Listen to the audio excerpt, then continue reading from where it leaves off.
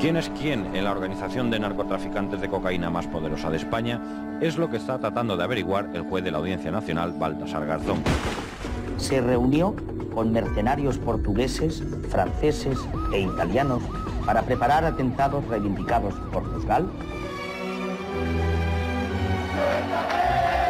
El general retirado Augusto Pinochet ha sido detenido hoy en una clínica de Londres, en donde se recupera de una intervención quirúrgica. Nos alegra mucho de que por lo menos si no se hace en Chile se pueda hacer justicia a nivel internacional. En el auto que el juez Garzón ha redactado, acusa al exdictador de los presuntos delitos de genocidio, terrorismo y torturas por su participación en el llamado Operativo Cóndor. Madres y abuelas de Plaza de Mayo, señor juez Baltasar Garzón, que hoy nos honra con su presencia. Se los llevaron de casa, los apalearon, los tuvieron presos. Cuando se llevaron a mi padre, yo era muy pequeñina, se nos llevaron el pan y la sal de nuestra casa. Un día durísimo para el juez Garzón, al que incluso hemos visto con lágrimas en los ojos. Hoy ha sido suspendido y apartado de la Audiencia Nacional tras ser acusado de prevaricar en la investigación de los crímenes del franquismo. Garzón, amigo, el pueblo está contigo. El Pleno ha acordado por unanimidad hacer efectiva la suspensión cautelar de sus funciones del magistrado Baltasar Garzón. El juez Garzón se ha convertido hoy en el primer condenado del caso Gürtel. El Tribunal Supremo, por unanimidad, le condena a 11 años de inhabilitación por un delito de prevaricación. El Tribunal Supremo, como ha venido haciendo siempre, ha actuado desde su independencia, desde su imparcialidad. No nos gusta ver que un juez español con este perfil sea condenado por un delito tan grave. Lamentamos, pues, que la primera víctima del caso Gürtel sea un juez. Solicito, como ciudadano español, el indulto del juez Baltasar Garzón. Lo que yo hice en la investigación de Gürtel fue absolutamente correcto y, por interpretar la ley, nunca se debería de sancionar a un juez. Somos humanos, nos podemos equivocar, pero que cuando trabajas en un ámbito, el mío era el de la justicia, yo tenía que hacer lo que tenía que hacer. Son sonidos, son momentos vividos por nuestro invitado. Señor Garzón, muy buenos días. ¿Qué tal? Buenos días. Muy buenos días. A lo mejor por este recorrido personal y profesional llega hasta el libro que esta mañana presenta, La indignación activa. Vamos a hablar evidentemente de este libro, pero dígame una cosa, porque estaba yo haciendo números y recordando fechas. El caso Gürtel estallaba en torno al mes de febrero del año 2009. Pasado ya el tiempo, pasados estos años, ¿cómo mira este asunto?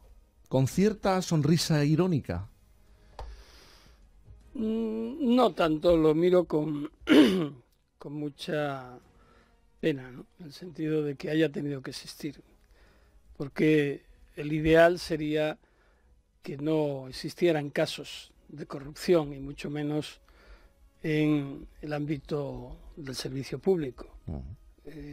La política, los políticos, al fin y al cabo, son servidores públicos y por tanto es la sociedad la que sale perjudicada. En lo único que puedo estar de acuerdo con Mariano Rajoy a ese respecto es que dice, eran unos cuantos. El problema es que tiene una falta de perspectiva grave. Con un solo caso, que en un gobierno, que en un partido hubiera de corrupción, tendría que ser erradicado y sanado ese partido o cualquier otro. Por tanto, ya sean 5, 10, 15, es que lo que ocurre es que en España hay más de 3.000 imputados o investigados por casos de corrupción. Eso es muy, muy grave, ¿no? Entonces esa es la tristeza, que eso haya existido, pero dicho esto, sí estoy contento de que la justicia haya avanzado, partiendo de las bases que yo establecí cuando inicié, armé y desarrollé esa investigación. Todos y cada uno de los aspectos que allí se trabajó con firmeza desde el Juzgado Central 5 de la Audiencia Nacional, con la policía y con todos los investigadores, se han visto después confirmados. Eso satisface por una parte, pero como digo, entristece por otra, y sobre todo que a estas alturas todavía la excusa, la mentira, la necedad de algunos responsables políticos trate de tapar el sol con un dedo, ¿no?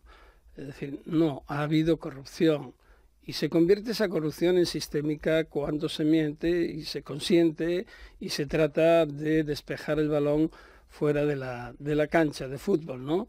El balón está en juego, el juego de la corrupción es inaceptable y hay que luchar contra el mismo, desde la vía y la forma que sea, siempre dentro de la ley, evidentemente, ¿no? Y en eso estamos. Señor Garzón, por este asunto y otros, y leyendo el libro La indignación activa, uno tiene la impresión, le ve como una persona que mira la realidad con cierto pesimismo. ¿Es usted pesimista? Soy pesimista positivo. ¿Y eso es? Como hablábamos, José Saramago y yo hace ya tiempo, tuve la gran suerte de sus últimos años desplegar una muy buena amistad con él y con Pilar, su mujer, y tuvimos largas conversaciones. Una de ellas, que fue allá en su fundación en Lisboa, era sobre el pesimismo y el optimismo. Él se predicaba pesimista, ¿no? Luego no es verdad, ¿no? Porque era optimista. Lo que ocurre es que encontramos un término medio, que era el pesimismo positivo. Quiere decirse que sabemos que la realidad es difícil cambiarla, pero estamos empeñados en avanzar y en cambiarla, ¿no? Esa es la idea de la indignación activa, pasar del análisis de la realidad, en la que en muchos ámbitos, quizás en demasiados, la indiferencia, la bulia, la necedad de creer que no se puede hacer nada, porque uno se dice, bueno, ¿y yo qué voy a hacer? ¿Qué voy a hacer yo solo? Hay ya gente que lo ha intentado y ha fracasado, o no nos van a dejar. Claro, esa es la línea de los que no quieren que nada cambie. Y debe de ser la que seguimos en sentido contrario, los que deseamos actuar, los que necesitamos hacer algo porque cambie. Pasamos de la indiferencia a veces a la indignación. Te repulsa ver unas imágenes o unas afirmaciones o unos refugiados hundiéndose en el Mediterráneo, o que juzguen a una lideresa en favor de los refugiados tan solo por colaborar con la policía o con el Estado para que salvamento marítimo, para que no se hundan, no fallezcan, y encima la juzgan en Marruecos, y además con base a un informe policial que fue descalificado aquí en España. Eso te frustra, pero a la vez está la labor de esa mujer para que esto deje de ser así. Esa es la indignación activa, es decir, pasar de la inactividad, de la indignación, a tratar de cambiar esa situación a través de la movilización social, de la contestación, cada uno en nuestro ámbito, con las actitudes. La actitud es fundamental, saber que algo puede cambiar aunque esté mal todo, ¿no? Da la impresión, en el libro parece que da un pequeño tirón de orejas a la sociedad en general, porque deja de actuar, yo no sé si por aburrimiento, por miedo... Bueno, únelo todo, ¿eh? El miedo es un elemento fundamental. ¿Pero miedo y a a qué? veces miedo a uno mismo, miedo al futuro, miedo... hace un rato quien estuvo aquí antes, Ignacio, decía que los jóvenes tienen miedo al futuro. En España, yo creo que en todas las partes del mundo hay un miedo porque no sabes qué va a ocurrir, tienes pocos referentes y además te limitas a decir este y ahora es el único futuro posible, ¿no? El futuro está aquí, porque quizás no te atreves ante el panorama que hay, qué va a ocurrir. Por ejemplo, si vemos los últimos datos del informe de Intermón Oxfam, son preocupantes, ¿no? Es decir, la precariedad del empleo, los límites salariales, claro, te dicen cómo va a vivir una persona cuando constantemente están subiendo los costos y los salarios cada vez son más exiguos. La brecha se hace mayor, por tanto eso te lleva a no llegar a más allá de 5 o 10 años en tu perspectiva de lucha, porque es que casi no te da tiempo porque tienes que sobrevivir en esos años. Ese es uno de los miedos que hay. Luego, inducidos desde luego por quienes no están diseñando los mecanismos para garantizar ese futuro. Uno oye hablar del futuro de las pensiones, de lo terrible que puede ser que no haya futuro para esa última parte de nuestra vida, pero a la vez se ve que estos políticos no se ponen de acuerdo, que siguen mirándose el ombligo, con todo respeto a ellos, pero con toda fuerza, lo digo y se lo diría a ellos también. Ya basta de un espectáculo permanente de juegos de poder para estar en las estructuras o para no avanzar, no dialogar. Mire, a estas alturas cada uno tenemos nuestra ideología, pero no comprendo cómo no somos capaces de estar junto a una mesa permanente, diariamente. Me importa poco cuál sea la ideología, que la defienda cada uno, pero que haya acuerdos, porque la sociedad, yo creo que estamos cansados ya de oír y ver noticias que se refieran a lo que dice uno respecto de sí mismo, o que no estoy de acuerdo con el otro, y no pasar al análisis. Todo eso influye en los miedos. Y luego está la cobardía, ¿no? La cobardía de quienes no quieren que nada cambie, porque les afecta a su estatus. Ese análisis que yo pretendo hacer, esas reflexiones, siempre tienen un punto positivo, que es cómo confrontarlo, qué tenemos que hacer, cómo ese golpe en el estómago, ese puñetazo en el estómago para decir, ya está bien, ¿no? Tenemos que hacer algo con nuestras vidas porque casi nadie nos la va a solucionar. En el libro, La indignación activa aborda diferentes ámbitos de nuestra realidad cotidiana y tengo que preguntar por la seguridad, esta obsesión que tenemos, y yo creo que también lógica, por la seguridad. ¿Es posible mayor seguridad y reducir la libertad?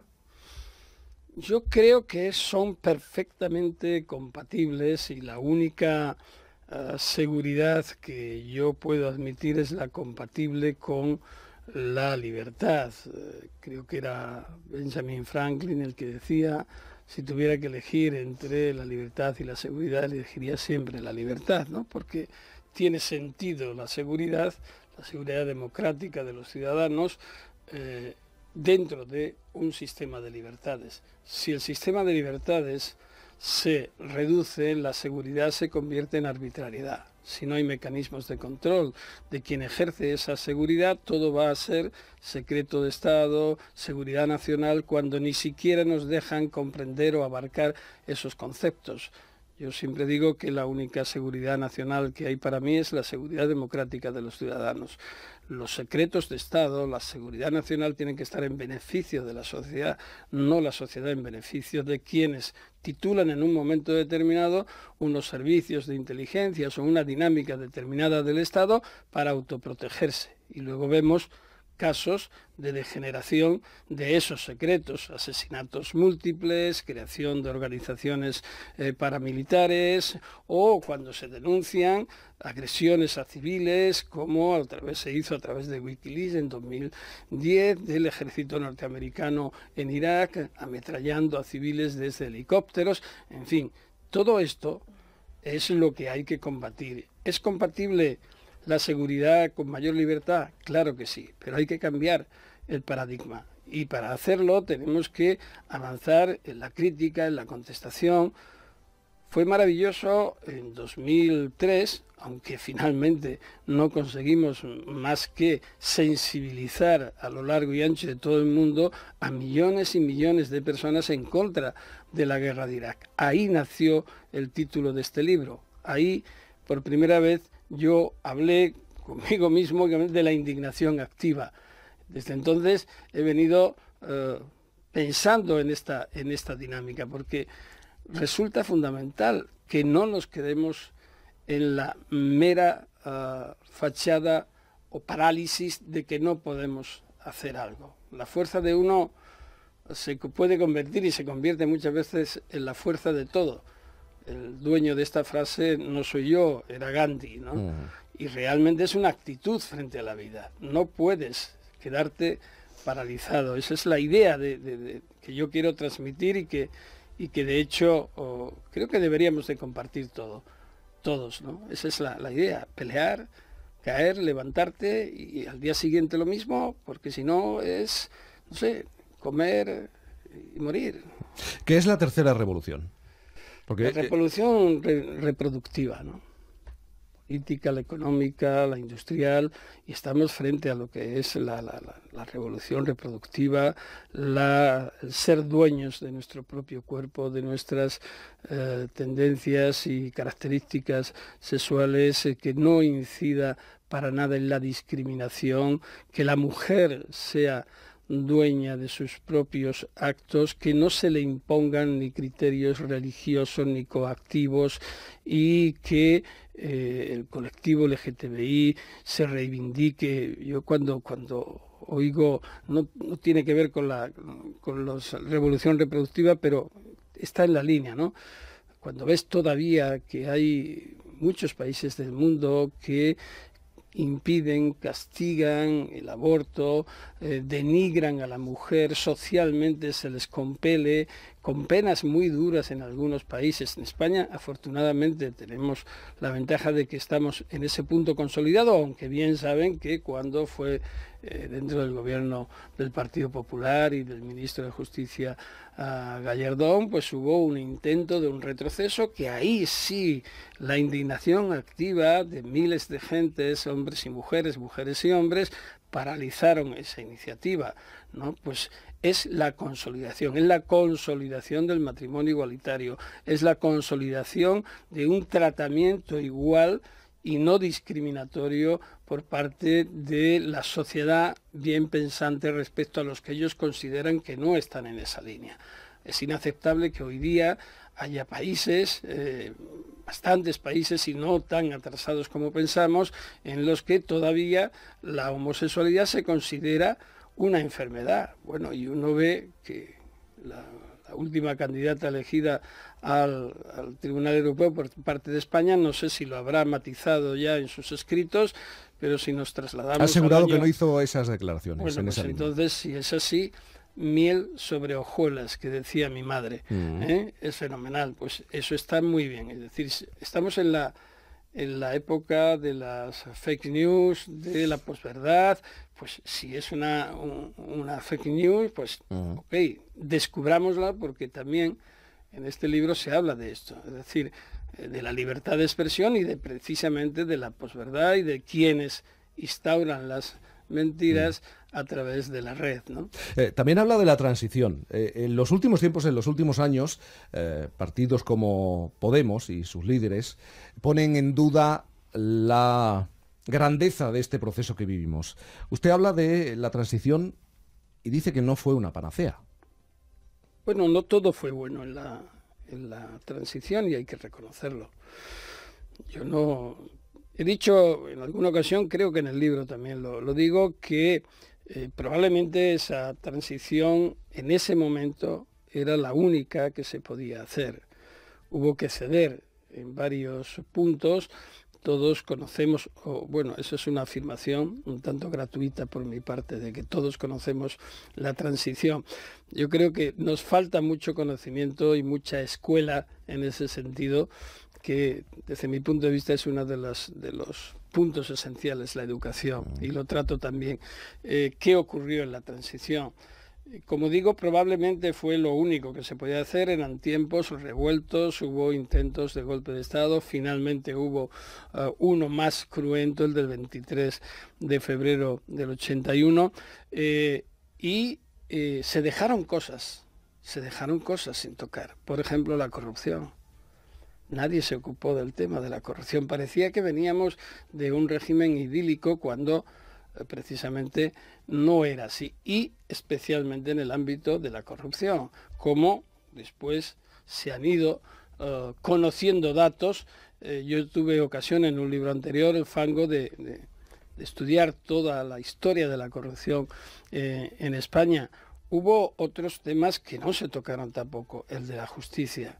El de la justicia se pasó, y especialmente en la configuración de la cúspide judicial, se pasó del sistema de la dictadura sin solución de continuidad al sistema constitucional y de la democracia. Fiemos todos de los jueces y fiscales, sí, pero bueno, no tenemos por qué. No hubo un acto de incorporación expreso a la democracia y a la Constitución. Yo tuve la suerte de entrar con la primera promoción de la Constitución. Digo aquí, y lo dije hace muchos años, que si hubiera tenido que jurar los principios del movimiento nacional franquistas, muy probablemente no lo hubiera hecho. Mi vida hubiera sido distinta, ¿no? El tema de la corrupción se minimizó, se banalizó, y de aquellos polvos han venido estos lodos, porque durante toda esa década, y digo década porque prácticamente fue desde el año 75 al año 95, prácticamente no se hizo nada. Es en el año 95 cuando se pone en marcha la Fiscalía Anticorrupción. Pero ¿sabes lo que tardó en tipificarse el delito de financiación irregular de los partidos políticos? Yo recuerdo que en el año 94 eran muy pocos los que decíamos que había que tipificarlo. Se tipificó 20 años después, en 2014. Es decir, durante todo ese tiempo estuvimos paralizados, y en gran medida fue porque estos temas no se abordaron entonces. Y sobre todo hubo un tema que se orilló, que se marginó, que se ocultó, que fue el de los crímenes franquistas. La ley de amnistía, cuando se planteó, me acuerdo de Satrústegui, un senador de designación real, fue el único que apenas inició algo sobre este tema y fue silenciado. Es decir, no se trató ese tema. Y no se trató ni a los 10 años siguientes, ni con el Partido Socialista, ni con el Partido Popular, hasta 2007 que se aprueba la Ley de Memoria Histórica, la primera exhumación, y no precisamente con cobertura e impulso institucional, que es donde está la esencia para la reparación a las víctimas, se hizo en el año 2000 y como iniciativa privada. O sea, eso es inaceptable, inasumible para mí. Somos el segundo país del mundo en desaparecidos después de Camboya. No ha habido ninguna decisión judicial, y ha podido haberla, de profundización en esa dinámica, sin ningún tipo de revanchismo, simplemente para reparar a las víctimas. Estamos exigiendo una comisión de la verdad, ya que judicialmente se niega todo acceso a la justicia a las víctimas, que nos están demandando todos los organismos internacionales, y no se quiere oír hablar ni siquiera de esa comisión de la verdad. Por fin, en Andalucía se ha conseguido, en las comunidades se está avanzando. Es curioso el fenómeno. Se está impulsando la memoria desde las comunidades autónomas más que desde el Estado. Bueno, desde el Estado y desde que gobierna Mariano Rajoy, lo que se hizo fue retirar absolutamente cualquier apoyo a la Ley de Memoria Histórica desde 2011. Por tanto, yo no voy a decir que el franquismo está aquí presente, porque sería una afirmación bastante gratuita, pero que hay determinadas tendencias latentes en determinadas esferas políticas, sociales y demás, que impiden que ese capítulo de nuestra historia cruento, terrible, injusto, se cierre. Claro que sí la hay, porque si no, no estaríamos hablando ahora de esto. Y sobre todo, tenemos múltiples decisiones de Naciones Unidas, del Comité de Desaparición Forzada de Personas, del Comité de Derechos Humanos, del Relator de Verdad, Justicia y Reparación, del Grupo de Trabajo de Desapariciones, todos y cada uno de los organismos internacionales han dicho: hagan ustedes algo, háganlo ya.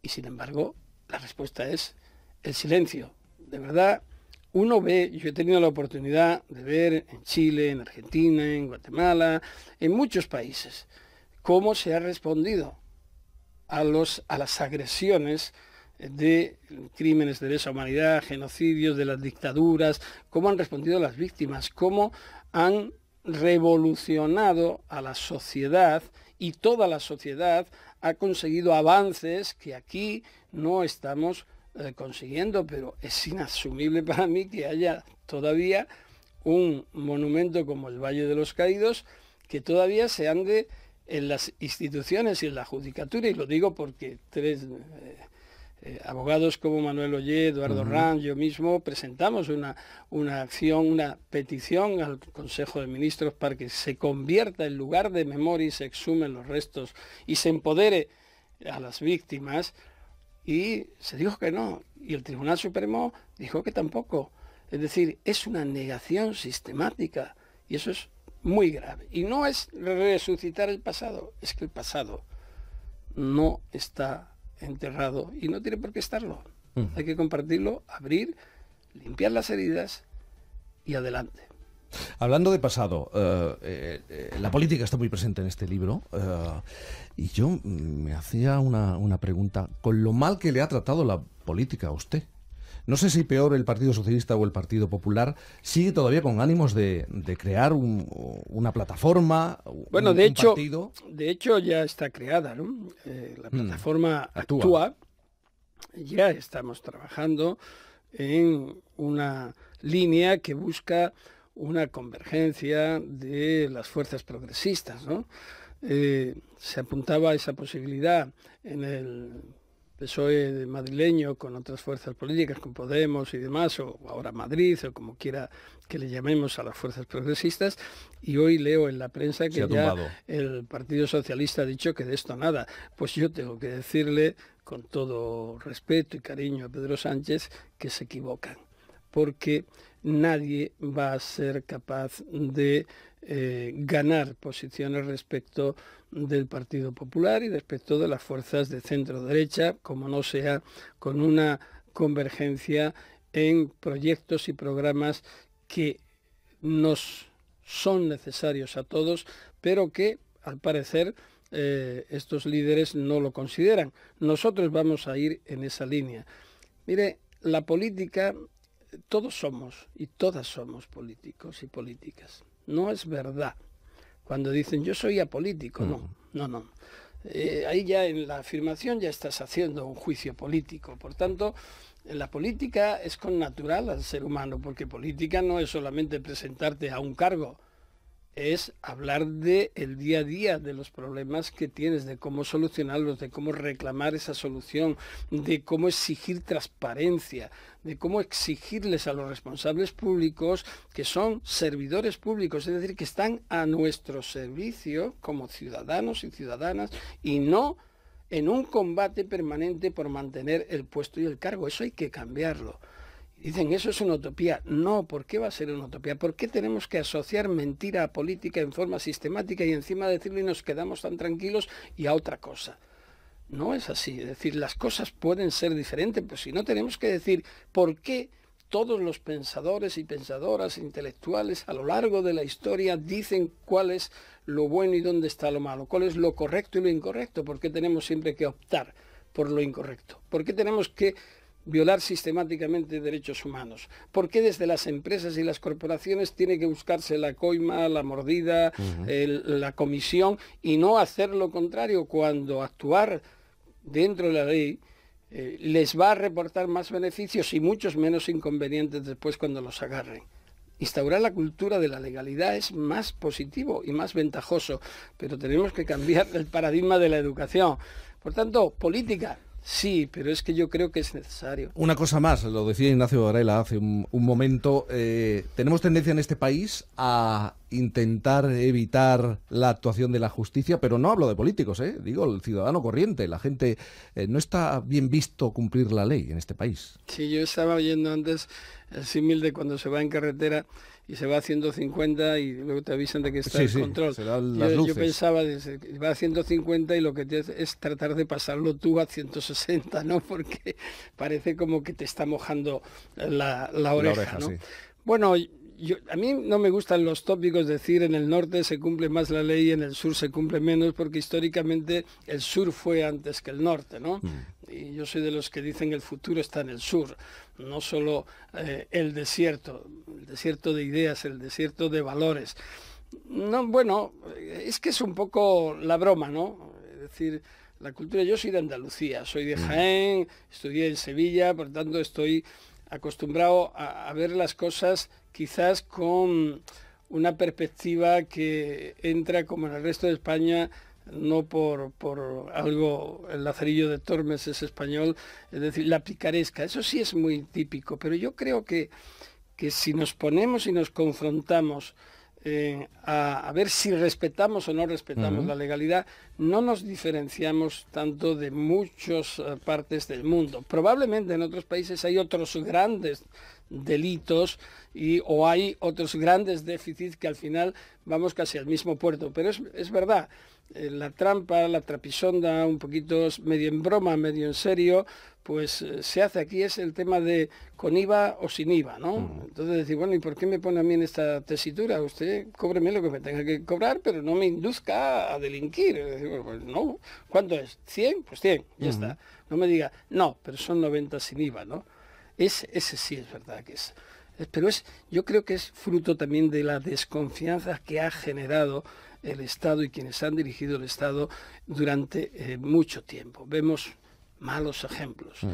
Jueces, fiscales, políticos, políticas, son un espejo. La sociedad tiene necesidad de referentes, no necesidad de héroes, sino de referentes, porque conocemos la mayoría lo que se nos da, la información.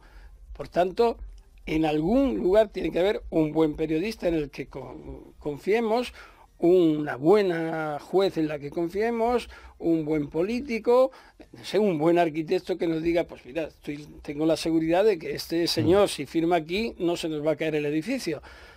Pero claro, es que esos son los referentes que nos faltan. Yo algunas veces salgo en las conferencias un juego con los estudiantes y me digo, bueno, vamos a pensar durante 3, 4, 5 minutos. Decirme 10 personas de referencia en vuestras vidas, que no sean futbolistas y actores o actrices. Luego voy introduciendo más, ¿no? Y lo más que se llega es a 2, 3 y la mayoría de ellos muertos. Uno con José Saramago fue genial, porque rápidamente alguien dijo, José Saramago, digo, sí, pero es portugués.